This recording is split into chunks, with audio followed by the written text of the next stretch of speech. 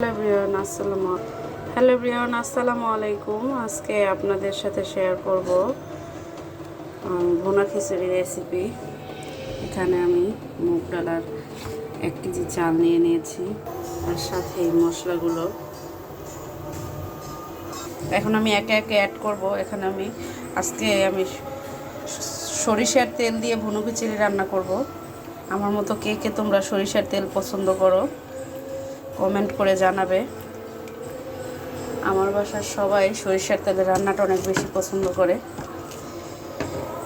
এখন আমি একে একে এখানে সবগুলো মশলা দিয়ে দিব। যেহেতু এটা ভুনা খিচুড়ি রান্না করব, এটার মধ্যে আমি সব রকম মশলা ইউজ করব। পেঁয়াজটা যতক্ষণ পর্যন্ত লাল না হয় ততক্ষণ পর্যন্ত অপেক্ষা করব। আমি পেঁয়াজটা একদম লাল করে ভেজে নিব।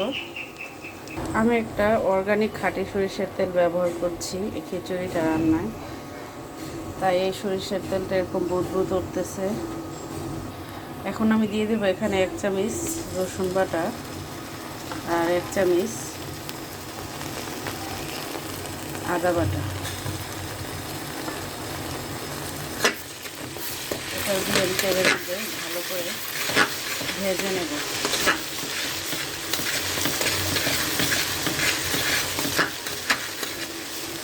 এটা ভাজা হয়ে গেলে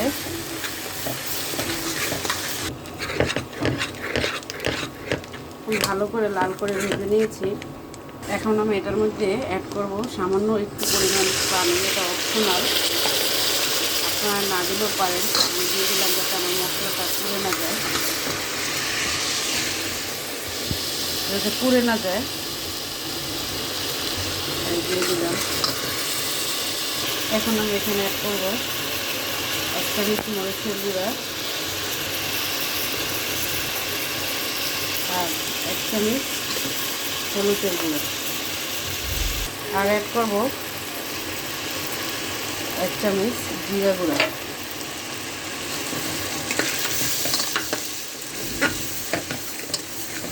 দেখতেই পাচ্ছেন এটা আমার ভাজা হয়ে গিয়েছে। এখন এটার ভিতরে আমি চাল এবং ডাল অ্যাড করে দিব।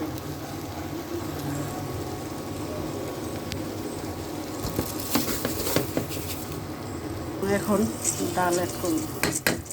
250 গ্রাম ডাল আমি ধুয়ে শুকিয়ে নিয়েছি। আমি কিন্তু এখানে মুগ ডালটা আগে ভেজে তারপরে ভালো করে ধুয়ে পানিটা ঝরিয়ে নিয়েছিলাম। এখন আমি এটা অফ ক্যামেরা একটু ভালো করে নেড়ে নিব। চালটা ঝরঝরা করে আগে ভেজে নিতে হবে ভালো করে। আপনি কতটা পরিমাণ ঝরঝরা করে ভাজতে পারছেন তার উপরে নির্ভর করবে আপনি খিচুড়িটা কতটা পরিমাণ ঝরঝরা হয়। দেখতেই পাচ্ছেন আমার চালটা একদম ঝরঝরা হয়ে গিয়েছে, চালের মধ্যে আর কোনো অবশিষ্ট পানি নেই। এখন আমি এটার মধ্যে পানি অ্যাড করে দিব। এখন আমি গরম পানি অ্যাড করে দিচ্ছি। এখানে আমি 2.5 পট চাল নিয়েছি এবং 1 পট ডাল।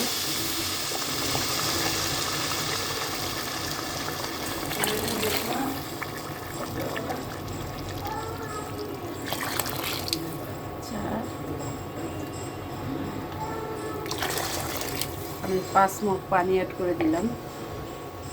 খিচুড়িটা আমি 5 কাপ পানি দিয়েছি 1 কেজি চালে। 1 কেজি চাল এবং 250 গ্রাম ডাল দিয়েছি, মুগ ডাল। এখন আমি পরিমাণ মতো ফুটন্ত গরম পানি দিয়েছি। এখন এটাকে আমি ঢেকে দিব। আমি স্বাদের জন্য 1 চামচ চিনি অ্যাড করে দিলাম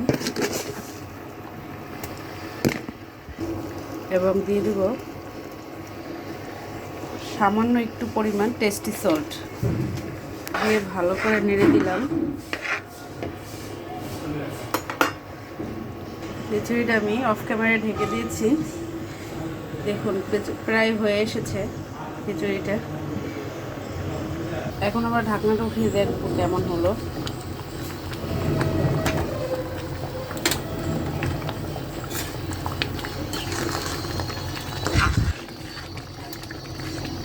পানিটা প্রায় শুকিয়ে গিয়েছে, আর একটু শুকিয়ে এলে এটা আমরা দম দিয়ে দেবো।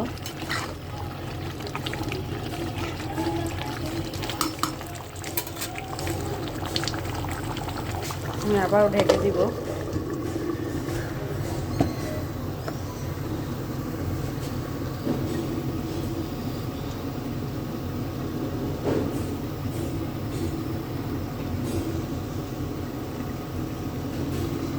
এখন আমি সব সম্পূর্ণ লো ফ্লেমে দিয়ে দিব, একদম লোতে দিয়ে খিচুড়িটা ঢেকে দিয়েছি। আস্তে আস্তে হতে থাকে। খিচুড়িটা আমার প্রায় শেষের পর্যায়ে। এখন আমি কিছু কাঁচামরিচ দিয়ে দিব। আমার ঘরে বাচ্চারা আছে, তাই আমি কাঁচামরিচগুলো আগেই দিয়ে দিইনি, কারণ কেটে দিলে ঝালগুলো বের হয়ে যেত, বাচ্চারা খেতে পারতো না। এখন আমি এটা ভালো করে নাড়াচাড়া দিয়ে মিশিয়ে নেব।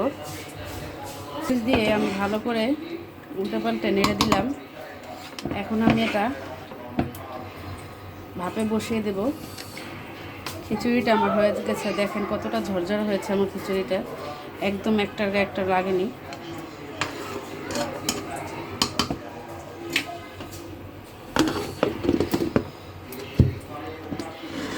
খিচুড়ি আমার হয়ে গেছে।